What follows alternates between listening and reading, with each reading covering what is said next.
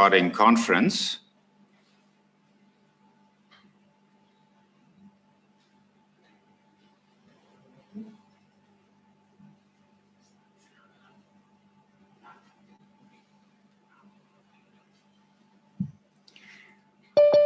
Welcome everybody to the International Safeguarding Conference.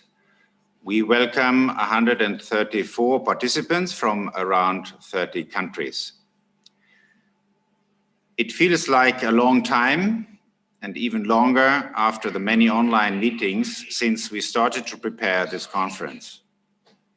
We, Tina Campbell, Alessandra Campo, Andrew Azubardi, Simon Davis in Australia, and myself, Hans Zollner, are happy that we are finally here after having postponed the conference, which should have taken place 1 year ago, and which for almost everybody will be online only.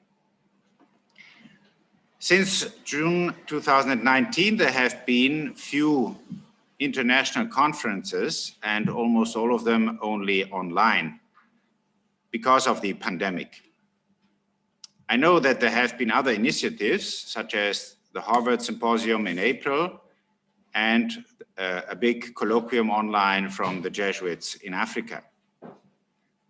So most of this has taken place online and much has been happening. Many webinars, many workshops online have taken place.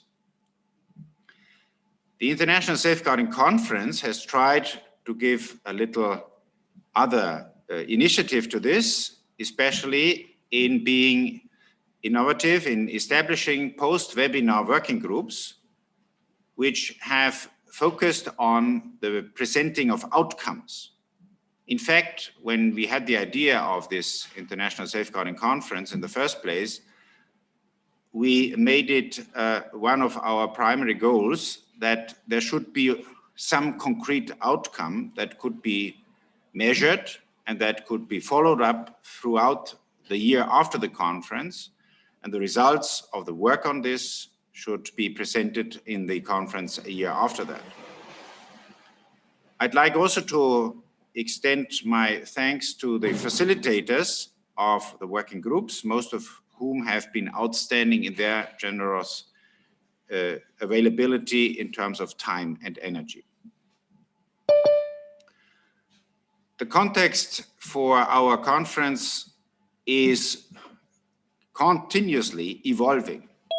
We have seen since June 2019, when the last Anglophone Safeguarding Conference took place, many events, many developments, many changes that have emerged in Rome, in the Holy See, and that have had an impact on the whole Catholic world and beyond. And certainly there were many events, many changes, many developments also in many countries around the globe. First and foremost, in June 2019, the motu proprio, the new law, was Estis Lux Mundi, was promulgated, which introduced a way of having some procedure with regard to bishops or provincials and other church personnel in higher ranks when they don't do what the canon law obliges them to do with regard to cases and allegations of sexual abuse of minors, and now also with this law against vulnerable adults. In December 2019, the pontifical secret was abolished with regard to cases of sexual abuse. Later, the Vademecum was published, a guide of the Congregation for the Doctrine of the Faith, for all those involved in case work to explain how this is done.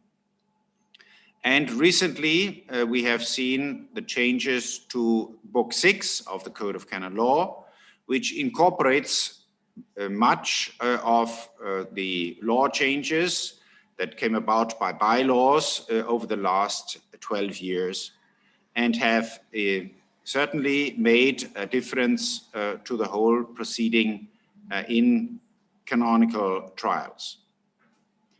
What that means for safeguarding is an important question, but as you know, as practitioners in the area of safeguarding, we have many other areas to which we have to attend. One is how the guidelines in the different bishops' conferences are written, how much they take into account the changes, and how much they are adapted to the cultural and linguistical necessities in the different countries. So one other initiative that came out of the 2019 Summit on Child Protection are the Vatican task forces that are led by Andrew Azzopardi. We have also seen initiatives like the Pontifical Commission's workshops in collaboration with the Union of the Major Superiors here in Rome. Something that has had certainly a positive outcome for religious globally. When it came to taking the decision to establish the International Safeguarding Conference, our primary objective, as I said, was to have a conference which produced some outcome and was not only a means of gathering people from around the globe, which in itself is already something very positive and good, but something was missing, at least according to our own estimate and evaluation. It should not have been just a conversation in a set place and time, but it should create an ongoing collaborative exploration of working together, a stable partnership and a shared learning in which partners from different parts of the world can learn from each other, and something can change with regard to what we have noticed over the last, I would say, 35 to 40 years. That is, that we don't learn from each other. The local churches, the religious congregations, and sometimes even the provinces within religious congregations have not learned from each other, have not taken from the best practices that work in one place, didn't adapt them to their own context.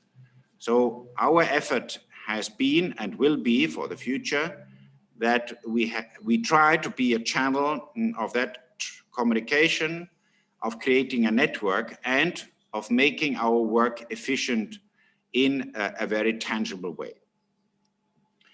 So this is also why the webinars that were offered over the last months by the International Safeguarding Conference built upon each other, and the post-conference working groups had a specific focus on presenting outcomes.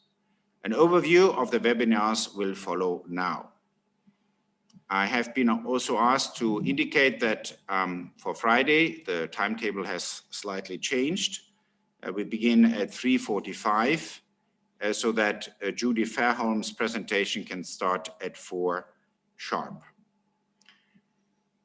I wish all the presenters well and all the participants that they can discover something new for them, something helpful that will help us also to establish precisely what I've just tried to explain, that we learn from each other, that we connect to each other, and that we work with each other for a safer world and a safer church.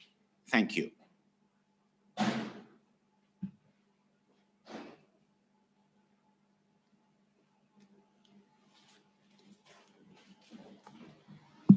So,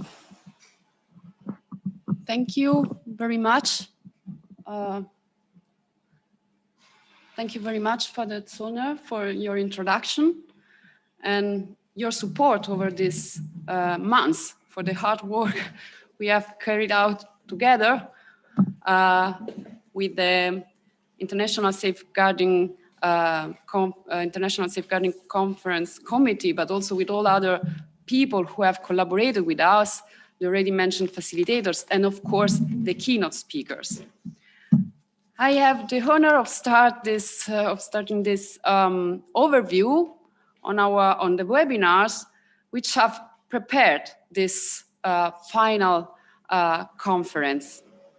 And I will do that trying to give a feedback on not only on the presentation offered by Baroness Sheila Hollins with her presentation on the pandemic and people at high risk, but also trying to give a few indications on these outcomes that really we received from the work done by the very active and interactive working groups which have followed the different webinars. I must say that I'm very looking forward to listening to what Professor Sheila Baroness Hollins will say tomorrow on the basis of the feedback she got from the working groups.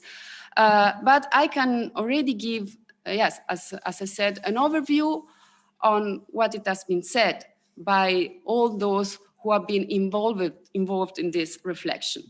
First of all, I must say that Professor Hollins' presentation has been a very touching one, very moving, I would say, focusing on people at high risk, especially disabled children, in the light of a very difficult time, the one of the pandemic.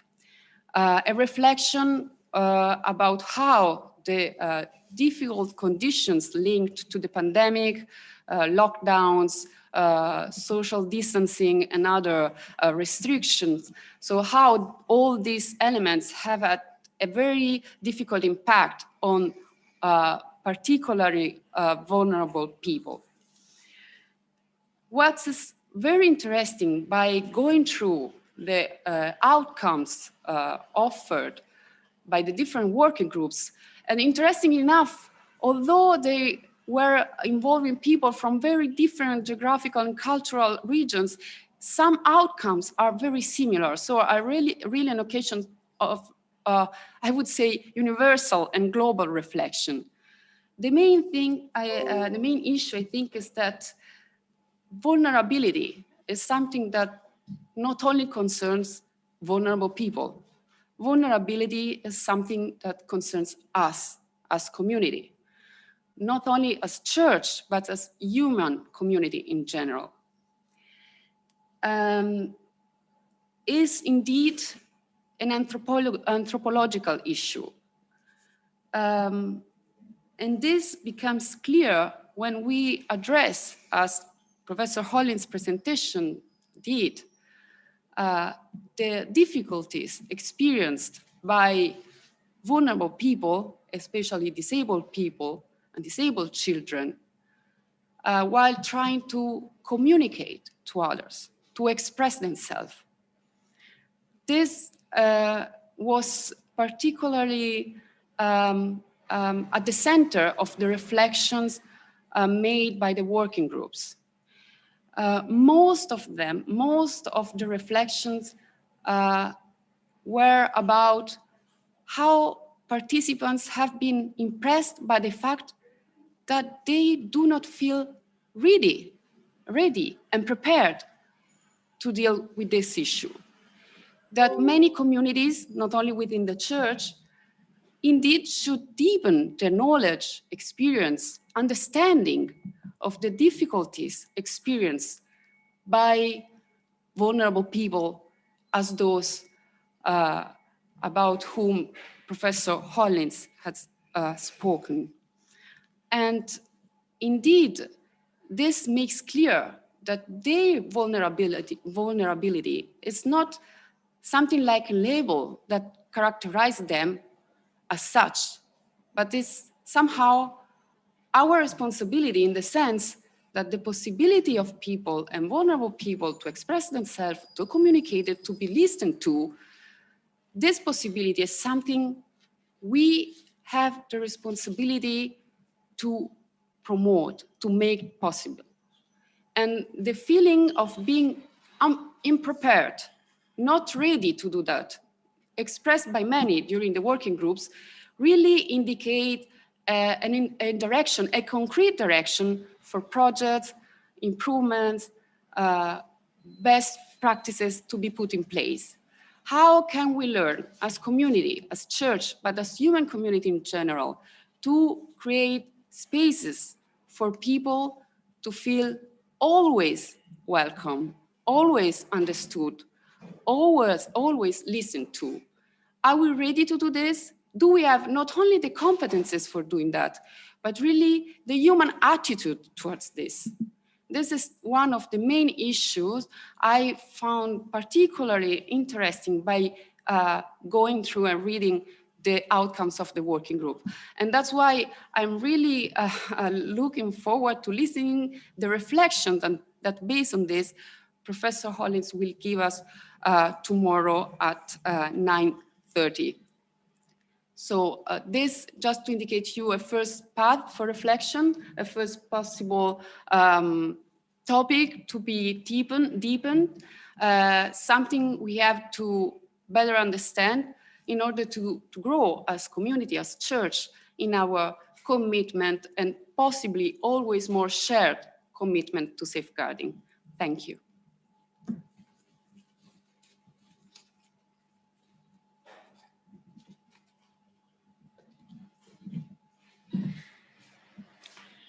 Good morning, everyone. I'm Tina Campbell. I'm absolutely delighted to be joining you here live from Rome and to be here with my colleagues, or most of my colleagues from the International Safeguarding Conference, with the marked absence of Simon Davis, who is in Australia at the moment. I want to echo what Alessandra mentioned earlier, which is that the working groups have been inspirational in their incredible generosity. I want to thank the facilitators because I think they cannot be thanked enough. Some of them have not only led their working groups after each webinar, but they've been having additional meetings as well, which is really, really inspiring and encouraging for us. I primarily, though, want to talk about Stuart Allardyce and his webinar, which was the second one in the series. I had the pleasure of introducing Stuart, who is a former colleague of safeguarding, based like myself normally in Scotland, where it's probably raining just now. Although I shouldn't call Stuart a former colleague, because although I no longer work for the Catholic Church in Scotland, in my current post, I'm sure that we are going to seek further opportunities to work collaboratively. Stuart is the director of Stop It Now Scotland and also a director of the Lucy Faithfull Foundation, as I'm sure you know. And I'll talk a bit more about him tomorrow afternoon when I introduce him before he joins us live for, he joins us live from Scotland for his presentation. In his webinar last month, Stuart gave an impressive and informative presentation on preventing online sexual offending against children. This is an area which, in every possible sense, we cannot get enough of in terms of information and guidance to help us tackle this really important issue. The working groups following his webinar were tasked with two key questions. Can I say, for those of you who didn't join the working groups, this was a common theme for all of us. Each keynote speaker was asked to create two specific questions linked to their webinar, and that was the way in which the facilitators were able to direct the content of the activities and discussions of the working groups. Two that Stuart gave were, why do people commit sexual offences online? And then how do we tackle prevention? What can the church do in terms of prevention? These are two critical questions and two critical points for me, but they also reflect two much bigger key areas in safeguarding, which I become increasingly aware of at a more global level. Increasingly, I hear safeguarding colleagues searching for answers to what are vast but crucial questions. So not only are we talking about why people commit sexual offences online, but we're also looking at what are the root causes of abuse. Why? What is it that motivates someone to sexually harm children and vulnerable adults? The second most important area as well is the focus on prevention.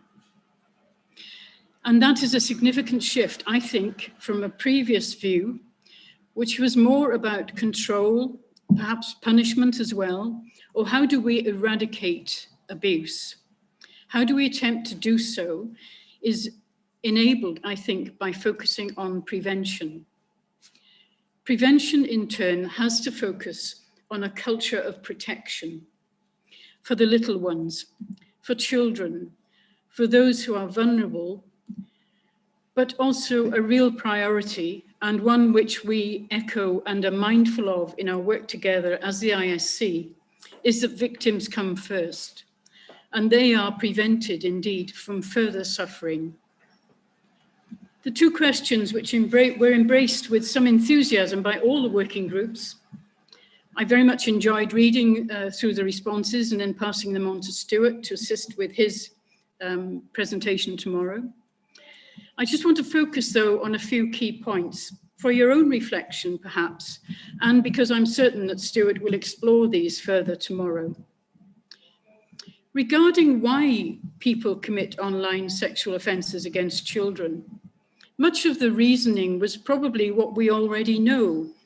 People talked about addiction, people talked about the secrecy, people talked about anonymity, people talked about this being a part of the dark web, the importance of stopping talking about child pornography and talking about child sexual images online, because pornography, in terms of adult pornography, has certainly become sadly very normalized.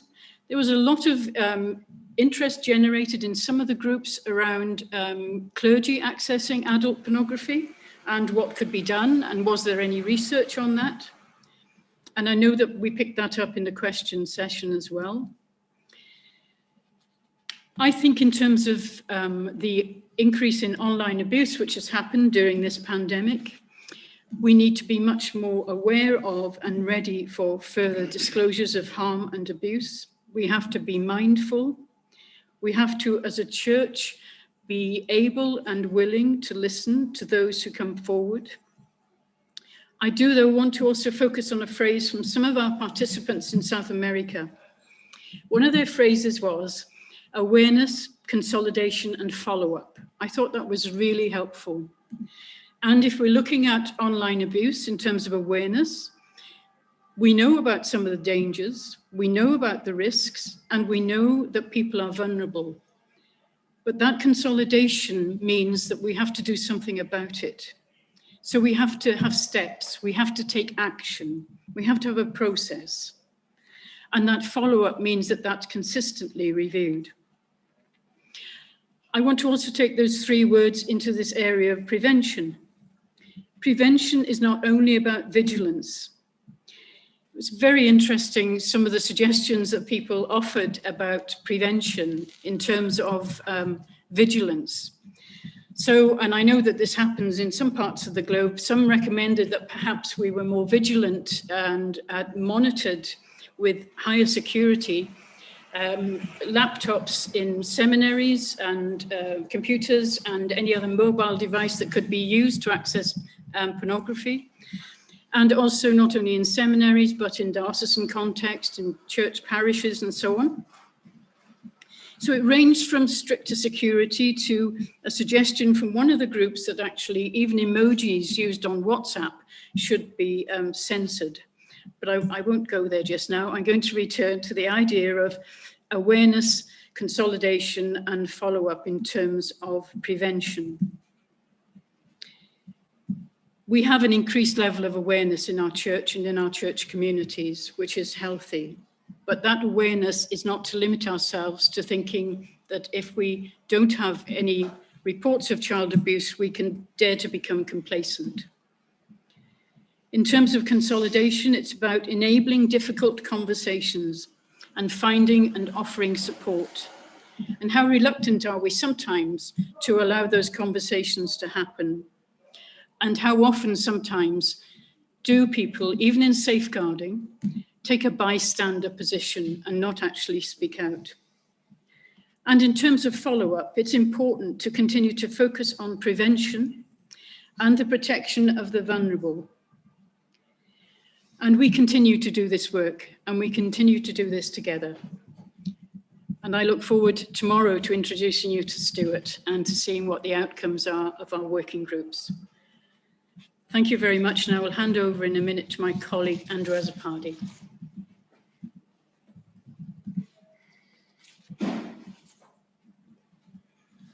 Thank you very much, Tina. It's a pleasure to be with you all today in this first event of the inaugural ISC conference.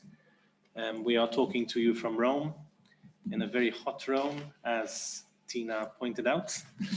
And I'm delighted to be able to describe briefly what was discussed during the first webinar, which was led by a colleague and a friend, Miss Judy Fairholm, who is a senior associate for Protect Non Foundation.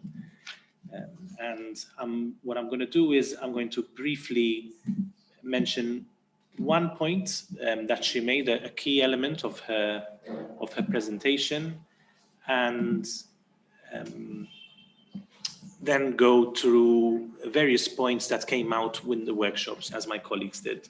So Judy spoke about becoming a trauma-informed church and the importance of, in the way we lead our pastoral work, not only in safeguarding, but especially in safeguarding, the need to be informed and knowledgeable about trauma and the effects of trauma. And Judy framed her presentation in Hopfall's 5 essential elements in moving from responding to recovery. And these are going from safety to calmness to connectedness to self-efficacy and to hope. And then obviously in the webinar we went into a bit more detail on what each of those elements mean for the Catholic Church and how the Church can apply these to better respond to the needs of victims and the needs of members of the community. The first question that was put to the working groups was this. So in understanding trauma, including mass trauma, and building on your experiences, what are your critical learnings that can be applied to churches as they build their trauma-informed work? So that was the first question that was put to the working groups, and we got a lot of consistent answers from different parts of the world. We had one region which was based in North America, another region which was based in South America. We had a number of working groups where we joined Europe and Africa, and then we had the Asia group. So we had 5 basic groups around the world representing different regions within the church. And these are some of the answers. It was impossible to include all the answers in this few minutes that we have together, but I wanted to highlight the important points. So one group mentioned that it's important to acknowledge the existence of trauma, to identify and sufficiently support members of the community. Others said that we do not do enough to address trauma within the church. One group emphasized on the fact that we do not accompany the offending cleric, and research around the world shows that an important part of prevention of sexual abuse is actually the treatment of offenders. And this was also discussed in some detail by Stuart Allardyce in his presentation. We need to understand the context of trauma, not only as a church issue, but also as a societal issue, because the church is part of society. One group focused on the fact that my experience does not necessarily mean that it is yours, and that each person, each community, each diocese, each parish will have different experiences, and all the experiences are valid, and we need to recognize that not the same model will not always work in all the places around the world, as Father Hans was mentioning in his introduction. But models need to be adapted to the local reality, the local legislation, local customs.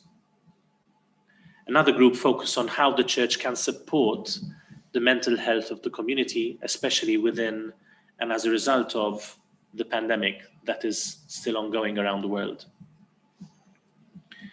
A group focused on the fact that many governments failed the community in dealing with the pandemic, and how the church also failed the community because they were not a loving mother to the community.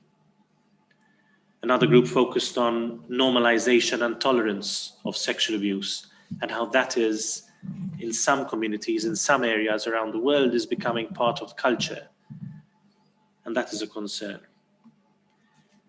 And another group focused on the fact that as a church, we are sadly left only at a level of urgent reaction. And there was not really a planned response to the pandemic and to the effects of the pandemic and the trauma caused by the pandemic. Most countries recorded a substantial increase in all types of violence, abuse, sexual abuse, as well as non-sexual. So moving on to the second question, which was focused on Hopeful's 5 essential elements, which I spoke about before. And the question was this: in examining the 5 elements, safety, calmness, connection, self, community, efficacy, and hope, how and where do you apply them to trauma-informed work within the church? And then there were 2 sub-questions. What is already in place that you can build upon? And the second one was, what are the possible barriers you need to overcome in order to apply these elements? And we got some very interesting responses from the working groups. I also want to thank the facilitators who are absolutely brilliant in managing the groups. And some of the groups, the problem we had was that we almost had to stop them because there was so much, they spent so much time discussing in the groups that we, at a point in some of them, we had to tell them, listen, we need to close the Zoom meeting now. But so that was really positive, the fact that there was enthusiasm to discuss these issues in the working group. So thank you for that, for each of your participation in that. So in terms of the feedback for the second question, a number of groups identified the need to improve the support given to victim survivors and not just stop at face value, but for the church to understand how deep do we need to go to really accompany and support victims and survivors. Some groups identified the need to implement leadership training within dioceses and within religious communities. So there is an understanding that without the support of leadership, it is very difficult, if not impossible, to implement any safeguarding procedure or protocol or culture. A number of groups spoke about the importance of applying psychological first aid, which is something that Judy spoke about in her presentation. And it seems like this was picked up in a number of groups. So that's a food for thought for us all to see how that can be applied in our local church. The need to provide training, to give people a voice, to give members of community a voice, to give victims and survivors a voice. Training such as focusing on rights of individuals or on the process to investigate and how a good and sound investigation needs to take place. Some regions felt that safety was covered within their region, but are a bit concerned about complacency, as Tina mentioned earlier on. There are individuals and families who are dealing with many issues, and the church needs to be close to these people to understand what they're going through in order to be able to accompany them, in order to be the loving mother that Pope Francis asked the church to be. There are some areas, some regions, some working groups said that some of the church organizations or some of the dioceses were limited only to the church's point of view, and we need to expand that view to understand how society is viewing safeguarding, abuse of children and vulnerable adults, as well as the effect that and the role that the pandemic played in developing a safeguarding culture within our church. So not limiting ourselves to the church point of view. And as a result, there's a need to see the wider perspective. And then there was a recognition that safeguarding is a global issue and that we need to see what role the church plays in society to address the issue of safeguarding. The church can be and can play a leading role in addressing safeguarding. And sometimes we take a backbench and we react to situations rather than be leaders in the field. And we need to promote organizations, entities within the church who actually do proactively take a stand and take a key role in addressing the problem of abuse and addressing the culture of safeguarding. And the final 2 points is that we need more prevention programs. Apologies for the typo there. And that these prevention programs need to involve all pastoral workers. In other words, bishops, religious leaders, clerics, and lay people. The church is not just bishops and clerics. The church is primarily lay people. In safeguarding, we agree, there seems to be a consensus and agreement that lay people play a central role in implementing safeguarding programs. If you look at the Pontifical Commission, it is primarily lay people. If you look at the task force, the Holy Father appointed me as a layperson to coordinate. The CCP is led by lay people, is full of lay people. And we should not fall for the problem of clericalism, that we always need to have a cleric. Okay? Clerics are part of the church, of course, but so are lay people, and we need to have that balance there. So that was the feedback from the working groups around the world in discussing Judy's presentation on making the church a trauma-informed, to develop trauma-informed practice within the church. I now want to pass on to my colleague Sarah, who will be talking about the app Socio. Some of you had some questions on that. There were some questions also in the chat this morning, and Sarah will be explaining that to us. Sure, Over to you, Sarah. Thank you. Hello, my name is Sarah Beck. Thank you. And I work for the Center for Child Protection in Rome with Alessandra and Father Zollner. And during this conference, I'm helping out with the app Socio. So since we can't all physically be in the same space together, the app is a great aid for networking. And you can share as much or as little about yourself as you like. And if you don't want to download yet another app on your phone, you can use the web app. So among the various things you can do with the app, you can add other attendees as contacts. You can send messages, you can look at the agenda, and you can even take notes on the sessions. You can set reminders for yourself. And during the conference, we'll be adding more features and information to the app, as well as tips on how to use it. And though you'll receive much of the same information by email, in the app, you'll have it all in the same place. So since it's a lot to explain how to use it, since we only a portion of people have signed up so far, so I won't go too much into detail, but if you've already joined the app, you can message me. I'm happy to answer any questions you might have. And we'll set up a way to answer questions. So thank you, and you'll hear from me again.